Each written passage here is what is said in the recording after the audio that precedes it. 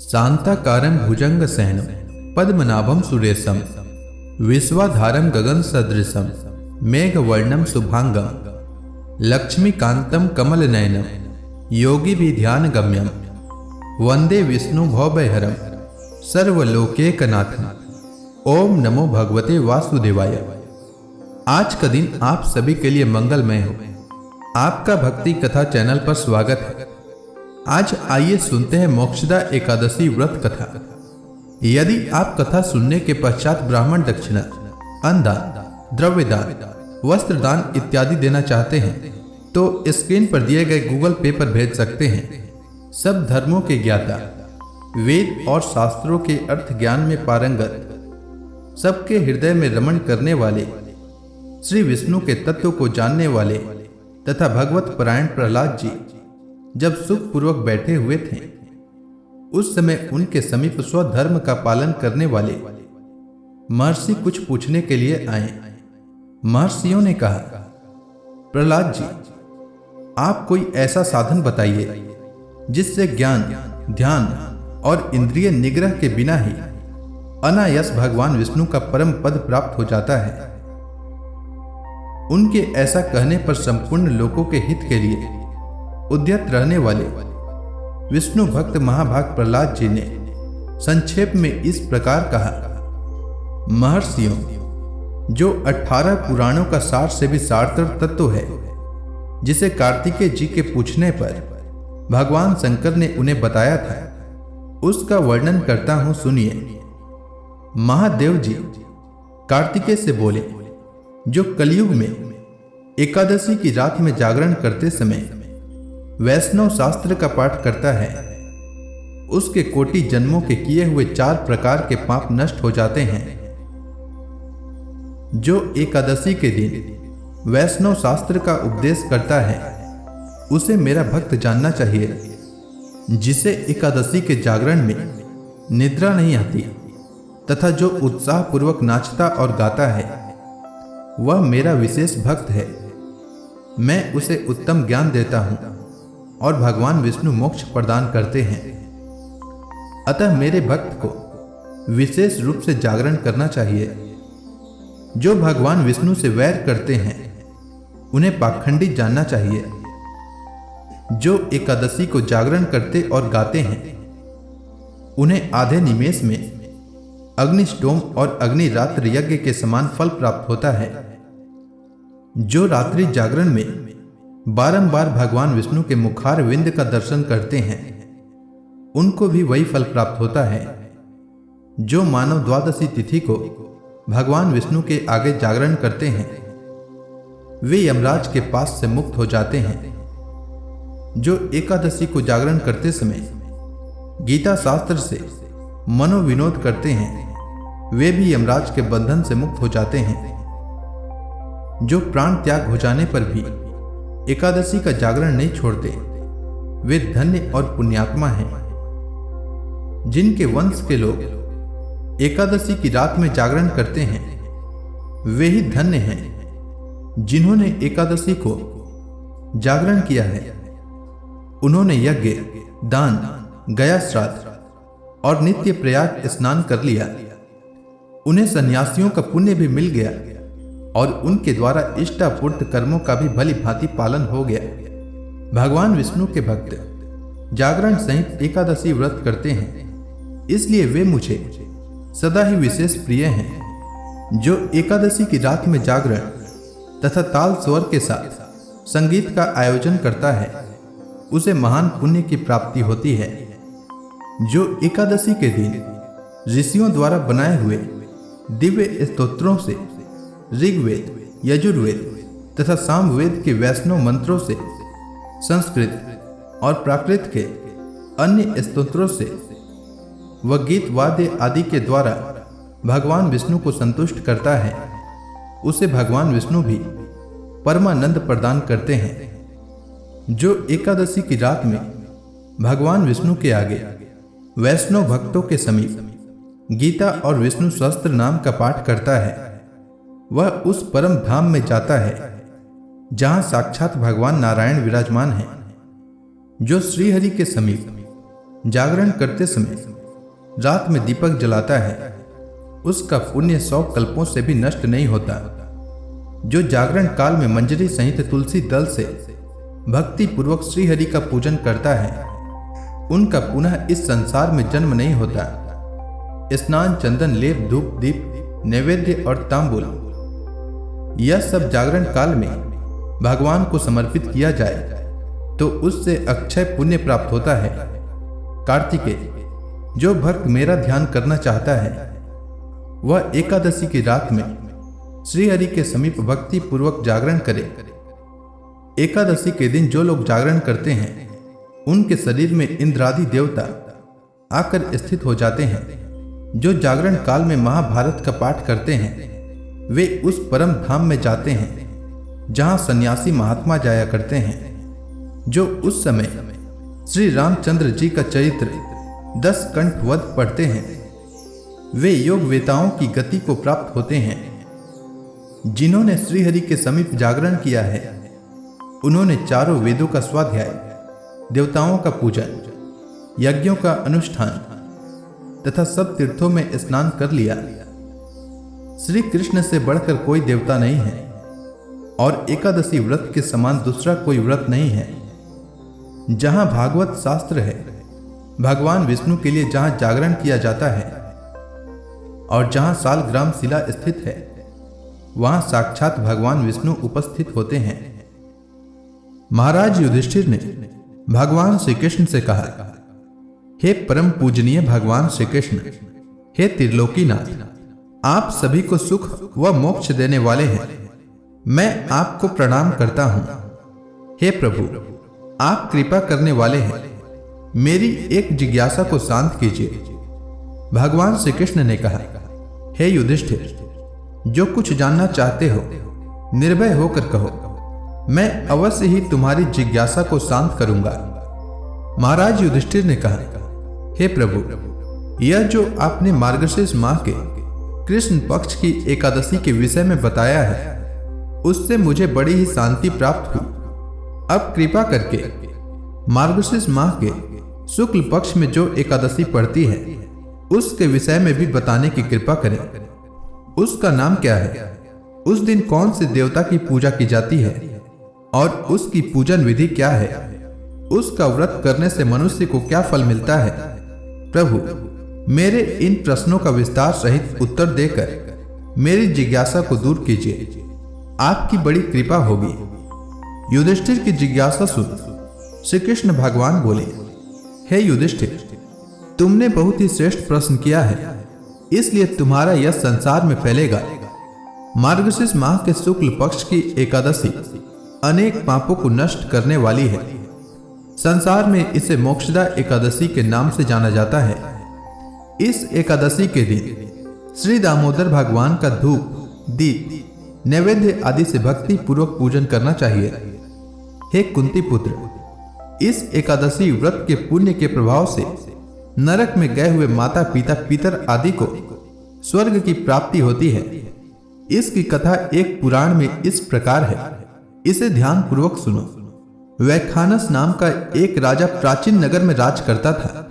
उसके राज्य में चारों वेदों के ज्ञाता ब्राह्मण रहते थे।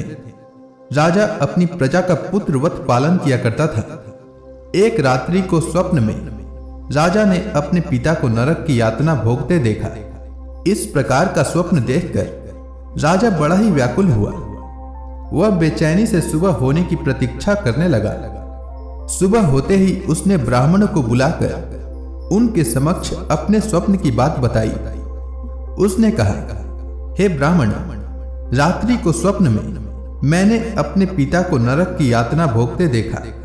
उन्होंने मुझसे कहा कि हे पुत्र, मैं घोर नरक भोग रहा हूं, मेरी यहां से मुक्ति कराओ। जब से मैंने उनके यह वचन सुने हैं तब से मुझे चैन नहीं है।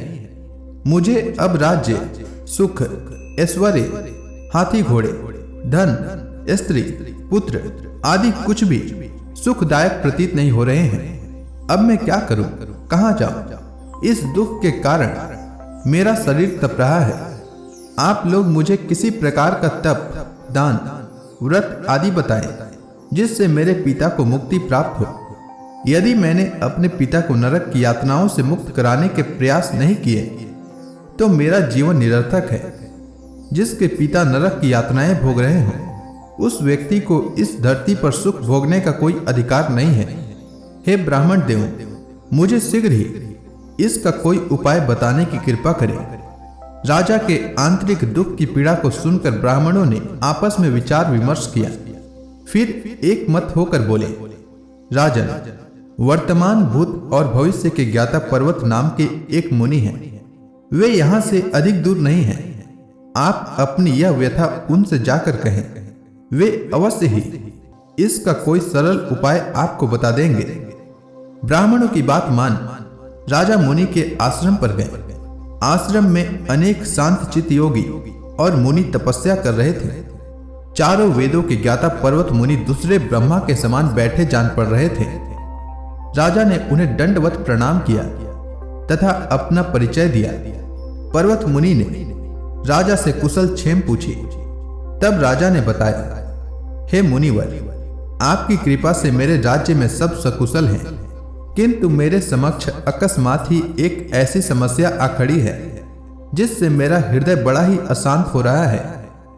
फिर राजा ने मुनि को व्यथित हृदय से रात में देखे हुए स्वप्न की पूरी बात बताई और फिर दुखी स्वर में बोला, हे महर्षि, अब आप कृपा कर मेरा मार्गदर्शन करें कि ऐसे में मुझे क्या करना चाहिए। कैसे मैं अपने पिता को नरक की यातना से मुक्ति दिलाऊं। राजा की बात पर्वत मुनि ने गंभीरता पूर्वक सुनी। फिर नेत्र बंद कर भूत और भविष्य पर विचार करने लगे। कुछ देर गंभीरता पूर्वक चिंतन करने के बाद उन्होंने कहा, राजन, मैंने अपने योग बल के द्वारा तुम्हारे पिता के सभी कुकर्मों का ज्ञान प्राप्त कर लिया है। उन्होंने पूर्व जन्म में अपनी पत्नियों में भेदभाव किया था। अपनी बड़ी रानी की बातों में आकर उन्होंने अपनी दूसरी पत्नी को ऋतु दान मांगने पर नहीं दिया था। इसी पाप कर्म के फल से तुम्हारे पिता नरक भोग रहे हैं। यह जानकर वैखानस ने याचना भरे स्वर में कहा, हे ऋषिवर, मेरे पिता के उद्धार का आप कोई उपाय बताने की कृपा करें। किस प्रकार वे इस पाप से मुक्त होंगे। इस पर पर्वत मुनि बोले, हे राजन, मार्गशीर्ष माह के शुक्ल पक्ष में जो एकादशी होती है उसे मोक्षदा एकादशी कहते हैं। यह मोक्ष प्रदान करने वाली है। आप इस मोक्षदा एकादशी का व्रत करें और उस व्रत के पुण्य को संकल्प करके अपने पिता को अर्पित कर दें। एकादशी के पुण्य के प्रभाव से अवश्य ही आपके पिता की मुक्ति होगी। पर्वत मुनि के वचनों को सुनकर राजा अपने राज्य को लौट आए और परिवार सहित मोक्षदा एकादशी का विधि पूर्वक व्रत किया। इस व्रत के पुण्य को राजा ने अपने पिता को अर्पित कर दिया। इस पुण्य के प्रभाव से राजा के पिता को सहज ही मुक्ति प्राप्त हो गई। स्वर्ग को प्रस्थान करते हुए राजा के पिता ने कहा, हे पुत्र, तेरा कल्याण हो। इतना कहकर राजा के पिता ने स्वर्ग को प्रस्थान किया। हे पांडुपुत्र, जो मनुष्य मार्गशीर्ष माह के शुक्ल पक्ष की एकादशी का उपवास करते हैं उनके सभी पाप नष्ट हो जाते हैं और अंत में वे स्वर्गलोक को प्राप्त करते हैं। इस उपवास से उत्तम और मोक्ष प्रदान करने वाला दूसरा कोई भी व्रत नहीं है। इस कथा को सुनने व पढ़ने से अनंत फल प्राप्त होता है। यह उपवास मोक्ष प्रदान करने वाला चिंतामणि के समान है, जिससे उपवास करने वाले की सभी मनोकामनाएं पूर्ण होती है। हे युधिष्ठिर, प्रत्येक मनुष्य की प्रबल इच्छा होती है कि वह मोक्ष प्राप्त करे। मोक्ष की इच्छा करने वालों के लिए मोक्षदा एकादशी का यह उपवास अति महत्वपूर्ण है। पिता के प्रति पुत्र के दायित्व का इस कथा से श्रेष्ठ दृष्टांत दूसरा कोई नहीं है। अतः भगवान श्री हरि विष्णु के निमित्त यह उपवास पूर्ण निष्ठा व श्रद्धा से करना चाहिए। इसका उपवास केवल उपवास करने वाले मनुष्य का ही नहीं अपितु उसके पितरों का भी भला करता है। अपने किसी सगे सहोदर मित्र बंधु को भी इस उपवास का फल अर्पण करने से उसके भी पापों व कलेशों का नाश हो जाता है। अतः मनुष्य को यह व्रत अवश्य करना चाहिए। तो प्रेम से बोलिए भगवान विष्णु की जय, श्री कृष्ण भगवान की जय। अब आइए सुनते हैं 11 माता की कथा। एकादशी के दिन एकादशी माता की कथा अवश्य सुनना चाहिए। इससे व्रत का पुण्य फल प्राप्त होता है। एकादशी माता की कथा के अनुसार एक समय की बात है। सतयुग में चक्रवर्ती राजा वैवस्वत मनु राज्य करते थे। वे अत्यंत धर्मपरायण, सत्यवादी और ईश्वर भक्त थे।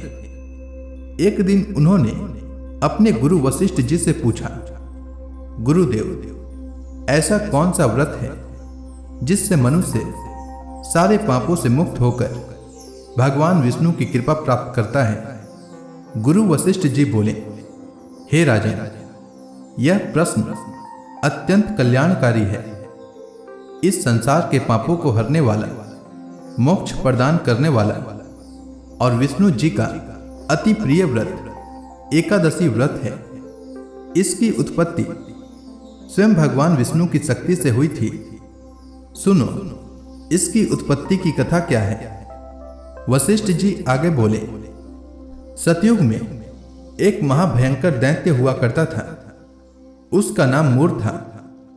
उस दैत्य ने इंद्र आदि देवताओं पर विजय प्राप्त कर उन्हें उनके पद से हटा दिया। तदुपरांत इंद्र ने भगवान शंकर से प्रार्थना की, हे भोलेनाथ, हम सब देवता मूर दैत्य के अत्याचारों से दुखी होकर मृत्यु लोक में अपना जीवन व्यतीत कर रहे हैं। राक्षसों के भय से हम बहुत दुख और कष्ट भोग रहे हैं। मैं स्वयं बहुत दुखी और भयभीत हूं। अन्य देवताओं की तो बात ही क्या करें। अतः हे कैलाशपति, कृपा कर आप मूर दैत्य के अत्याचार से रक्षा का उपाय बतलाइए।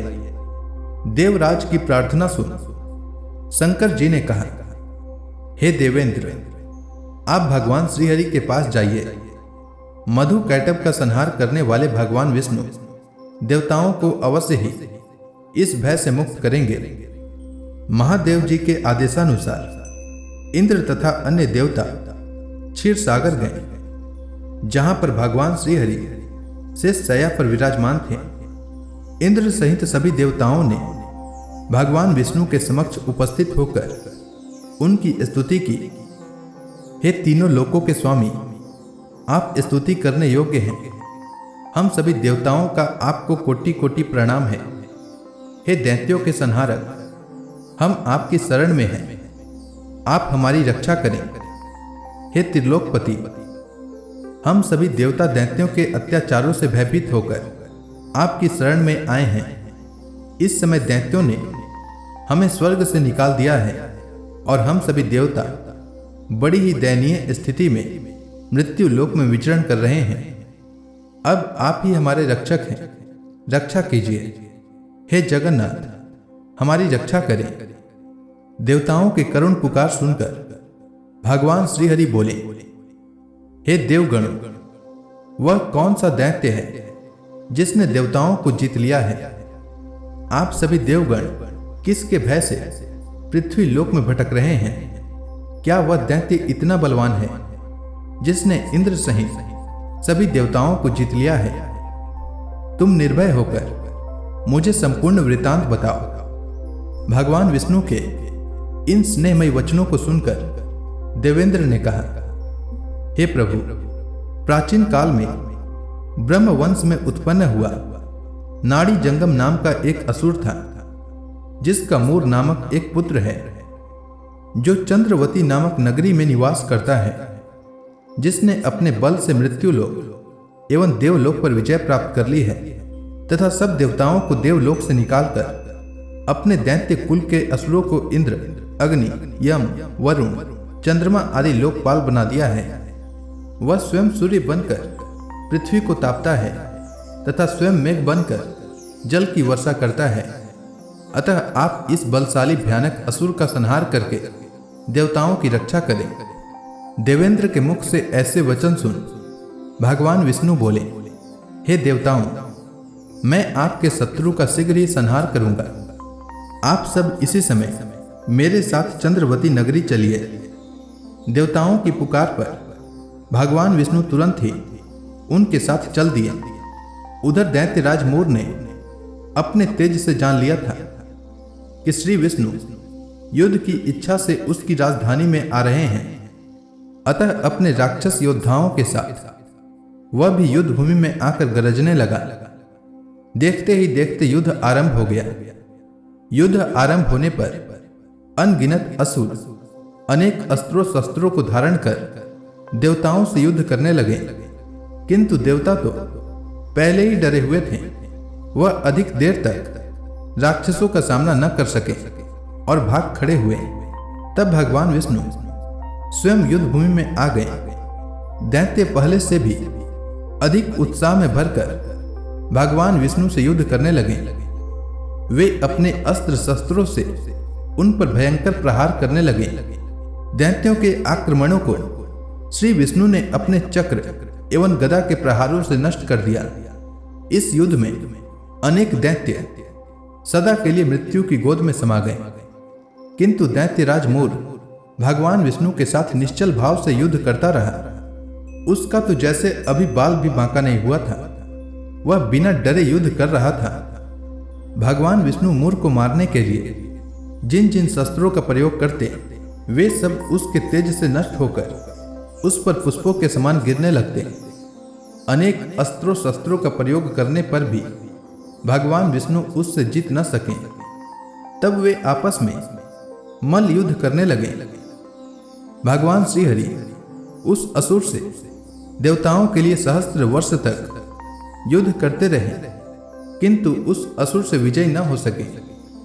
अंत में भगवान विष्णु शांत होकर विश्राम करने की इच्छा से बद्रिकाश्रम स्थित 38 कोस लंबी एक द्वार वाली हेमवती नाम की एक गुफा में प्रवेश कर गए।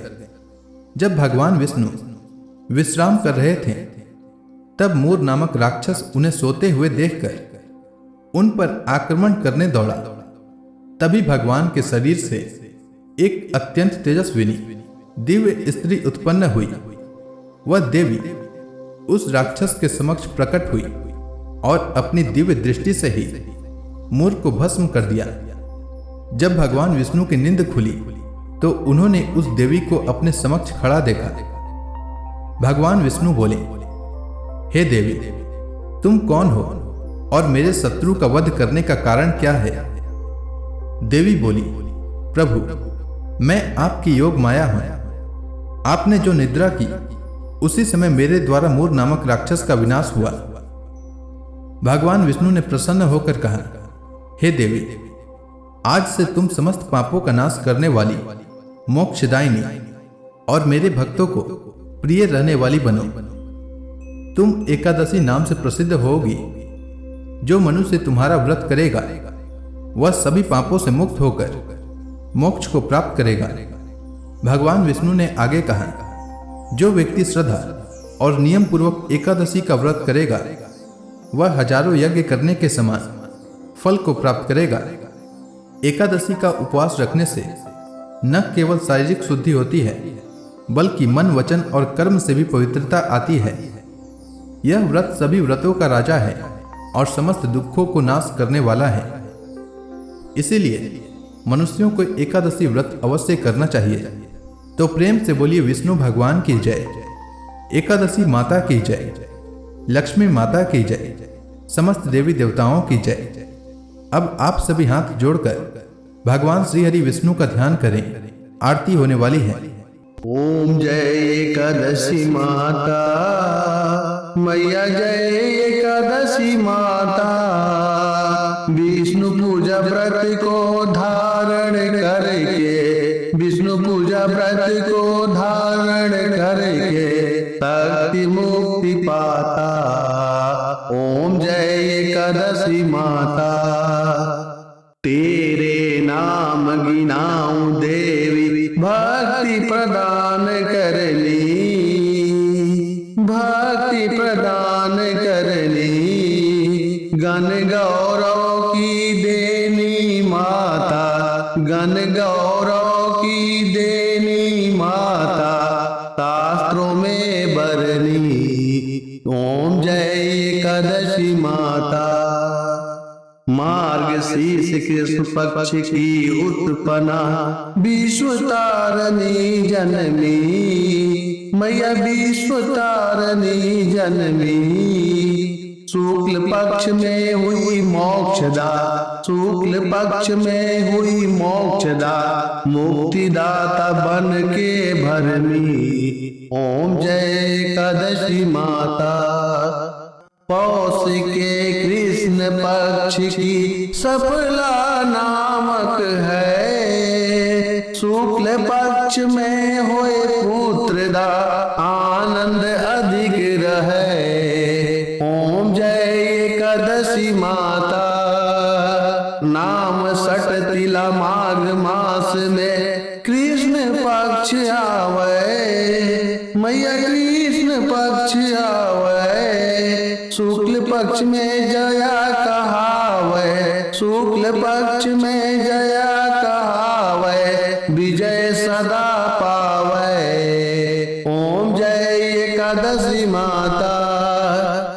विजया फाल्गुन कृष्ण पक्ष में शुक्ला अमला की मैया शुक्ला अमला की। पाप मोचनी कृष्ण पक्ष में चैत्र महाबली की। ओम जय एकादशी माता। चैत्र शुक्ल में नाम कामदा धन देने वाली मैया धन देने वाली। नाम बरूथनी कृष्ण पक्ष में बैसाख माहवाली। ओम जय एकादशी माता। शुक्ल पक्ष में होए मोहिनी अपराज्येष्ठ कृष्ण पक्षी मैया अपराज्येष्ठ कृष्ण पक्षी। नाम निर्जला सब सुख करने शुक्ल पक्ष रखी।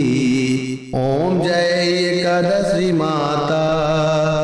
योगिनी नाम आषाढ़ में जानो कृष्ण पक्ष करनी मैया कृष्ण पक्ष करनी। देवसैनी नाम कहायो शुक्ल पक्ष धरनी। ओम जय एकादशी माता। कामिका श्रावण मास में आवे कृष्ण पक्ष कहिए। श्रावण शुक्ला होए पवित्रा आनंद से रहिए। ओम जय एकादशी माता।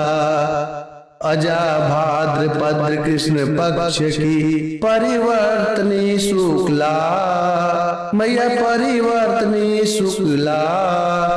इंद्राश्विन कृष्ण पक्ष में व्रत से भवसागर निकला। ओम जय एकादशी माता। पापांकुश है शुक्ल पक्ष में आप हरण हारी मैया आप हरण हारी।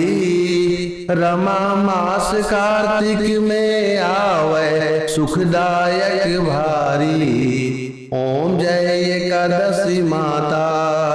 देवोत्थान शुक्ल पक्ष की दुख नाशक मैया। पावन मास में करो विनती पार करो नैया। ओम जय एकादशी माता। परमा कृष्ण पक्ष में होती जन मंगल करनी मैया जन मंगल करनी। शुक्ल मास में होए पद्मिनी दुख दरिद्र हरनी। ओम जय एकादशी माता। जो कोई आरती एकादशी की भक्ति सहित गावे मैया भक्ति सहित गावे। जन गुरु दिता स्वर्गवासा निश्चय वह पावे। ओम जय एकादशी माता। तो प्रेम से बोलिए विष्णु भगवान की जय, माता लक्ष्मी की जय।